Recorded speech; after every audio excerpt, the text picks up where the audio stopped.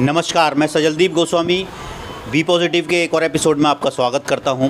उत्तर प्रदेश के अंदर जो चुनाव हो रहे हैं वो सभी लोग जानते हैं। चेयरमैनी के, नगरपालिका के, नगर निकाय के, ये सब चुनाव चल रहे हैं। हम बात कर रहे हैं विकास के मुद्दों पर। लोनी के अंदर हैं वार्ड नंबर 38 में। हमारे साथ हैं आज विनोद कुमार माहेश्वरी जी। इनका जो चुनाव चिन्ह है वो है उगता सूरज।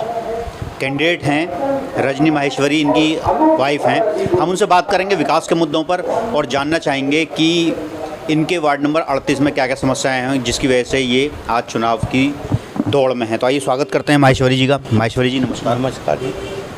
माहेश्वरी जी, सबसे पहला मेरा सवाल आपसे ये है कि जो आप चुनाव लड़ रहे हैं किस कारण से लड़ रहे हैं, जबकि आप वेल सेटल्ड व्यक्ति हैं, बिजनेसमैन हैं, आप सब कुछ ठीक ठाक है कारोबार। तो मुझे तो लगता है कि राजनीति में वह व्यक्ति आता है जिसे धन की आवश्यकता होती है, धन कमाना चाहता है। और सुना है कि आप कुछ खर्चा वर्चा भी नहीं कर रहे हैं चुनावों में, बस आपके जो पीछे बैनर लगा हुआ है, इस तरह के 10-20 बैनर लगाए हुए हैं और थोड़ा बहुत आपने जो हल्का फुल्का प्रचार होता है वो कर रहे हैं। तो सबसे पहला सवाल तो ये था कि आप राजनीति में क्यों आए, और दूसरा सवाल है कि खर्चा क्यों नहीं कर रहे हैं। तो इन दोनों का सवालों का जवाब मैं आपसे चाहता हूँ। कारण क्या है जी? यहाँ की इतनी गंदी दुर्दशा है, कॉलोनियों में कहीं भी आप निकल जाओ, यहाँ की गलियाँ ऐसी हैं कि 3-3 फुट गड्ढे हैं। थोड़ी सी अगर बारिश हो जाती है तो पानी जल भराव हो जाता है। अच्छा। और यहाँ के जो जनता है अगर सभासद महोदय से मिलने जाती है तो सभासद महोदय नहीं मिल पाते। अच्छा, मिल नहीं पाते हैं, कहीं चले जाते हैं, सो जाते हैं, बीमार हो जाते हैं। बस उनको एक ही शब्द सबको सुनने के लिए मिलता है कि वो इस समय यहाँ उपलब्ध नहीं है। हाँ, अच्छा। यही कारण है कि यहाँ पर उन्होंने कोई भी विकास कार्य नहीं कराया, जबकि भाजपा के समर्थक थे। अच्छा। हाँ जी, उन्होंने निर्दलीय चुनाव लड़के भाजपा के समर्थक थे। अब जब उन्होंने कोई विकास नहीं कराया, लोग परेशान हैं, कोई उनकी जो उनके काम होते हैं वो काम की पूर्ति नहीं होती। ना तो यहाँ विधवा पेंशन है, ना वृद्धा पेंशन है, राशन कार्ड की समस्या है और पहचान पत्र की समस्या है। और यहाँ गरीब लड़कियों की जो शादियाँ होती हैं उनमें जो सरकार द्वारा जो फंड दिया जाता है वो भी नहीं मिल पाता। अच्छा। मकानों के लिए जो प्रधानमंत्री निवास योजना में के अंतर्गत आता है, उस योजना के तहत भ्रष्टाचार हो रहा है। अच्छा। यदि आपके लिए एक मकान पर प्रधानमंत्री सहायता लेनी पड़ती है तो उसके लिए 50,000, 40,000, 30,000 की रिश्वत देनी ही पड़ती है। तो इसका मतलब जो आपका जो ये क्षेत्र है, जितनी समस्या पूरे विश्व में है वो सारी समस्या आपके वार्ड नंबर 38 में सबसे ज़्यादा समस्या है। अच्छा। और इसी समस्या के कारण लोगों की परेशानी को देखते हुए मुझे यहाँ 32 साल रहते हुए मैंने कभी इलेक्शन के बारे में नहीं सोचा, कभी चुनाव लड़ा नहीं। अच्छा। हमेशा मैंने जो अच्छे व्यक्ति थे उनको समर्पित किया, उनको चुनाव भी लड़वाया, लेकिन उन्होंने बदले में कोई विकास कार्य नहीं किया, हमें धोखा ही मिला। तो कुछ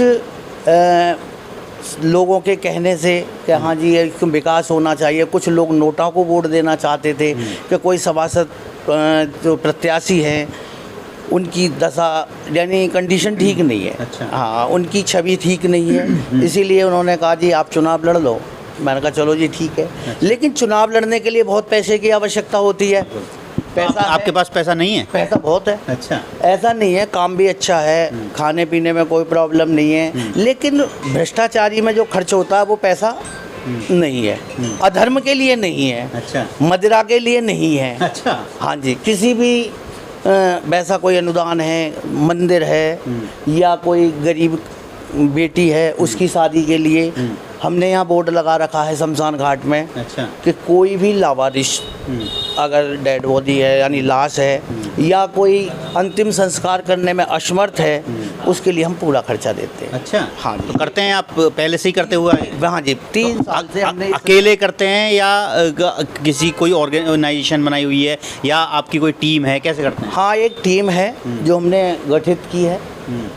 यहाँ पर हमने मार्केट सोसाइटी बना रखी है, इसका मैं सचिव भी हूँ। और हमारे कुछ साथी लोग हैं वो हेल्प करते हैं, 200, 500 रुपये डाल के और वो अनुदान इकट्ठा करके उसको लिए समर्पित कर देते हैं। अच्छा, अरे वाह, हाँ। शानदार जी। जब ये इतनी समस्या को देखा तो चुनाव के लिए हमने इस बार लोगों के पास चुनाव लड़ने के लिए इतना पैसा है कि अगर कोई गरीब व्यक्ति के लिए, हालांकि अपने पड़ोसी के लिए दुख दर्द दूर करने के लिए पैसा नहीं है, दारू बांटने के लिए पैसा है। तो आप ये जो आक्षेप लगा रहे हैं दूसरे प्रत्याशियों के ऊपर कि दारू बांटने के लिए तो पैसा है लेकिन पड़ोसी को देखने के लिए नहीं है, तो क्या आपकी तरफ से कभी आपके पड़ोसी का कुछ उत्थान हुआ है? नहीं हुआ। मेरी वजह से आज तक किसी पड़ोसी का कोई नुकसान नहीं। मैं किसी को अगर दुख दूर नहीं कर सकता हूँ तो बुरा भी नहीं किया है। अच्छा, तो अच्छा करा है कभी किसी पड़ोसी का? ये तो पड़ोसी बता सकते हैं, लेकिन मैं फिर भी आपके मुखारबिंद से सुनना चाहता हूँ कि आपने कुछ अपनी बढ़ाई करना ठीक नहीं है। चलिए, बिल्कुल, मैं भी यही चाहता हूँ कि हम आपके बारे में लोगों से पता करेंगे। दूसरी बात, यहाँ पर कुछ कैंडिडेट्स हैं, हमने देखा बहुत प्रचार चल रहे हैं, रैलियाँ निकल रही हैं और बीजेपी के भी हैं, कुछ निर्दलीय भी हैं, तो किसको आप अपना टक्कर मानते हैं? किससे कि भाई ये मेरे टक्कर के में है?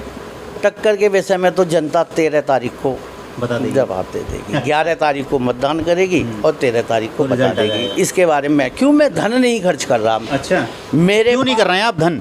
एक तो आपने कहा कि शराब नहीं बांटूंगा मैं। क्यों नहीं बांटेंगे जी? लोग पीते हैं और लोग शराब पी के खुश होते हैं, तो आप उनकी खुशी में क्यों अड़चन बन रहे हैं? 1-2 लाख रुपए खर्च हो जाएंगे तो हो जाने दें, क्यों नहीं करना चाह रहे? ऐसा है, शराब पीने से, शराब बांटने से शरीर की हानि तो होती है। अच्छा, उसके साथ साथ घर की स्त्रियां भी गालियां देती हैं। अच्छा, कहती है शराब पी के काम धंधा छोड़ के पड़ा हुआ है आदमी, लग रहा है रैलियों में 200, 400, 500 के पीछे, और 500 रुपए की भीड़ इकट्ठी कर लेते हैं लोग, 200, 300 रुपए लेडीज़ों को इकट्ठा करके और रैलियां मनाते हैं। कोई एक आदमी ऐसा नहीं है जो उनका प्रियवर हो, जो निस्वार्थ काम कर रहा हो। अच्छा। मेरे साथ जो टीम लगी हुई है निस्वार्थ लगी है, यहाँ तक मेरे पास बैठकर चाय की कामना भी नहीं करती है। अच्छा, दारू की तो बात दूर, अगर मैं समर्थन इकट्ठा करना चाहूँ तो थोड़ी थोड़ी दारू बांट के और मदिरा का उपयोग करके यहाँ पर भीड़ इकट्ठी कर लूँ, लेकिन मैं नहीं करता। अकेला ही 2, 3, 4 जो सहयोगी हैं जो अपना टाइम निकाल कर मेरे साथ समय घर घर जाकर अपना प्रचार स्वयं कर रहे हैं और यह बता रहे हैं कि उस व्यक्ति को वोट दो। बेशक मुझे वोट ना दो, मैं ये नहीं कह रहा मुझे वोट दो, मैं इतना अच्छा नहीं हूँ, लेकिन ये देख ले कि छवि क्या है, क्या ये विकास कार्य कर सकता है, क्या दारू बांटने वाला, धन बांटने वाला, पैसा देने वाला और सामान वस्तुएं बांटने वाला क्या विकास कर सकता है। आज वो 20 लाख 30 लाख रुपए खर्च कर रहा है, तो कल के लिए क्या गारंटी है कि वो पब्लिक के फंड से पैसा ना निकालेगा? वो अपना वसूलेगा नहीं। पहले वो अपना वसूलेगा, प्लस ब्याज वसूलेगा, प्लस अगले इलेक्शन के लिए तैयारी करेगा, वो धन बिल्कुल करेगा। भाई मैं ही हूँ, मैं अगर 20-30 लाख रुपए खर्च कर सकता हूँ, चाहे कितना भी सामर्थ्यवान हूँ, लेकिन धन किसी को बुरा नहीं लगता। देखिए माहेश्वरी जी, ये जो आप बात कर रहे हैं लाख टके की सच्ची बात है।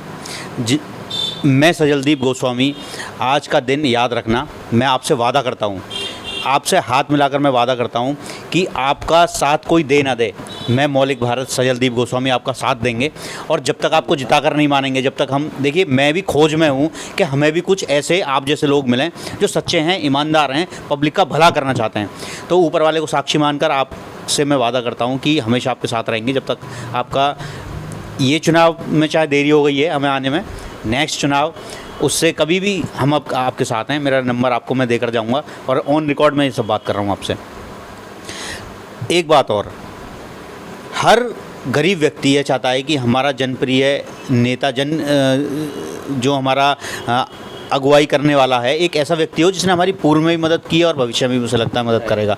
तो आपकी ओर से ये सब मददें तो होती हुई आई हैं, लेकिन एक बात बताएं, यदि आप जीत जाते हैं तो फिर ये आप जो विकास कर रहे हैं तो करेंगे ही करेंगे, लेकिन इसके अलावा और क्या करेंगे एक्स्ट्रा लोगों के लिए? मेरा लक्ष्य केवल, जैसे अर्जुन का लक्ष्य क्या था, चिड़िया की आँख, मेरा लक्ष्य सबसे पहले यही रहेगा। जो यहाँ की पब्लिक परेशान है, जैसे नाली, खरंजे, पानी की निकासी, इसका सबसे पहला लक्ष्य है। जो लोग, मेरी माताएं बहनें आती हैं यानी कपड़े ऊपर करके जरा सी बारिश पड़ जाए पैरों के कपड़े ऊपर करके निकलती हैं। बच्चे स्कूल जाते हैं, जाते समय कपड़े गंदे हो जाते, कोई गिर रहा है, कोई ये। तो इस तरह की जो परेशानियां हैं, विधवा पेंशन है। सबसे पहले देखो, एक गरीब आदमी है, सरकार हमें योजना दे रही है, तो थोड़ी सी मेहनत करके एक फार्म भर के उनकी हेल्प करके, विधवा पेंशन है, वृद्धा पेंशन है, इनका क्यों ना हम सरकारी योजनाओं का लाभ दिलाएं। बिल्कुल। अगर जनता को हम ये योजनाओं का लाभ दिलाएंगे तो जनता अपने आप विकास की ओर बढ़ेगी। वार्ड नंबर 38 से हम एक और कैंडिडेट से मिले, नाम है उनका, महिला हैं, वर्मा हैं वो, और उनका चुनाव चिन्ह शायद चश्मा है। उनसे भी मिले, उनके बारे में क्या कुछ विचार बता, क्योंकि आप सब जितने भी कैंडिडेट हैं इस क्षेत्र के ना, एक महिला सिर्फ वही हैं कैंडिडेट में, तो क्या ऐसा नहीं होगा कि जो महिला वोटर उनकी तरफ आकर्षित होगी महिला होने के नाते? ये तो जनता बताएगी, ये सवाल उनसे कीजिए। अच्छा। वो आपको प्रत्यक्ष। जी जी बिल्कुल। अच्छा, आखिरी में एक सवाल और आपसे, सवाल से पहले एक बात और कहना चाहूँगा मैं आपसे। जिस प्रकार से आपका व्यवहार है, जैसे व्यक्ति आप हैं, आज तक आप चुनाव लड़ रहे हैं तब ऐसी बातें कर रहे हैं, या फिर हमेशा के लिए आप पहले से भी ऐसे थे, या आने वाले समय में भी ऐसे रहेंगे? क्या वैसे तो यहाँ आप पूछिए, लोग बताएंगे। और मेरा तो ध्येय ये है कि एक बात बताइए आप, अगर मुझे चुनाव जीतना होता, मैं यहाँ से 32 साल से रह रहा हूँ, तो चुनाव लड़ने के लिए मैं भी धन व्यय करता। मुझे एक एक व्यक्ति के बारे में पता है, कहाँ कैसे कब कैसे वोट मिलेगा, लेकिन उसके लिए धन की आवश्यकता है। धन मेरे पास है, फिर भी मैं खर्च नहीं कर रहा। मैं एक आगे के लिए इतिहास रचना चाहता हूँ कि आने वाला कोई भी गरीब व्यक्ति इस कॉलोनी में हो, कहीं भी हो, ये सब लोगों के लिए ये एक सूचना पहुँचे कि गरीब आदमी भी, गरीब व्यक्ति भी चुनाव लड़ सकता है बिना पैसे के। मैं यही करना चाहता हूँ।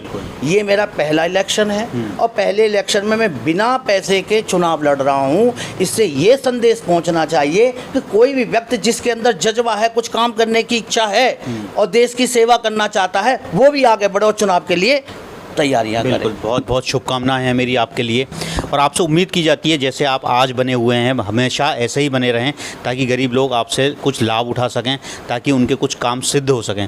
हमने आपके क्षेत्र में ऐसी ऐसी गलियां देखी जिसमें कम से कम 2 हाथी अगर ऊपर नीचे खड़ा कर दें तो वो भी कम हो जाएंगे। बहुत बुरी स्थिति में हैं लोग। आप, मेरी शुभकामनाएं आपके साथ हैं कि जीतें आप, लोगों का मनोबल बढ़ाएं और उनके काम भी कराएं। आखिरी में एक सवाल और, मान लीजिए क्षेत्र का कोई गरीब परिवार है, उसमें एक व्यक्ति कमाने वाला है, 8-10 लोग उसके पीछे खाने वाले हैं। यदि अचानक से उसी व्यक्ति की मृत्यु हो जाती है जो कमाने वाला है, ऐसे बुरे समय पर संकटों का पहाड़ उस परिवार के ऊपर टूट पड़ता है। मान लीजिए वो परिवार आपके पास मदद के लिए आता है, तो निजी तौर पर आप उस परिवार की कैसे मदद करेंगे? देखिए, यदि कोई मुखिया के साथ ऐसी दुर्घटना होती है जी, और कोई कमाने वाला नहीं है जी, तो प्रयास ये करेंगे कि उसे कोई धंधा पानी मिले, ताकि वो अपनी जीविका चला सके। रही पैसा की, अगर मान लो हम अपनी संस्था के द्वारा या लोगों से 100 500 रुपये चंदा करके सिर्फ एक बार हेल्प कर दी, वो हेल्प कर सकते हैं। एक बार हो सकती है, बार बार नहीं कर सकते।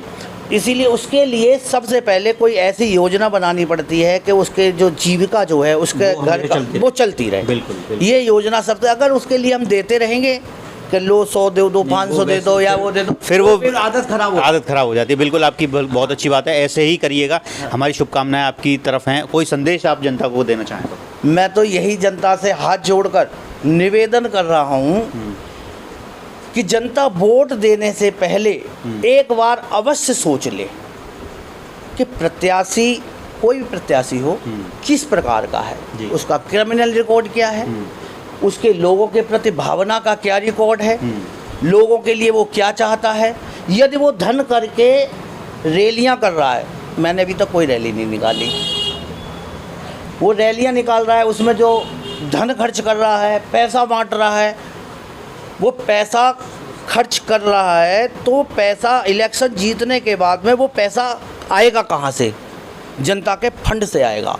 फिर जनता उन्हीं गलियों में जैसी हैं ऐसी गलियों में फिर विचरण करेगी, न वो कोई यहाँ विकास होगा ना कुछ होगा। इसीलिए मैं तो यही अनुरोध करूँ, मैं ये नहीं कह रहा कि मुझे वोट दो, मुझे बिल्कुल भी अंतर से आत्मा से कह रहा हूँ, मुझे ऐसा कुछ नहीं। अगर लोग कहते हैं कि हाँ ये आदमी विकास कर दे, कोई प्रत्याशी आ जाए और ये कह दे कि हाँ मैं 5 सालों में इतना विकास करूँगा, लिख के दे दे मुझे, मैं अपना समर्पण भी उसे दे दूंगा और जो मेरे समर्थक है मैं उसको भी दिला, लेकिन लिख के दे दे मुझे कि 5 साल के अंदर मैं ये विकास कर दूंगा। मुझे लड़ने का बिल्कुल शौक नहीं है। मैं जनता से बस यही कहना चाहता हूँ हाथ जोड़कर कि अपना वोट देने से पहले एक बार प्रत्याशी के बारे में अवश्य सोच ले, न उसे गरीब देखे न अमीर देखे, क्या वो काम कर सकता है, क्या वार्ड में आपकी सेवा कर सकता है, क्या जब भी आप मिलने आओ वो आपको मिल सकता है, क्या वह आपके जनता के बीच में आपका सुझाव ले सकता है या आपकी समस्या को दूर कर सकता है।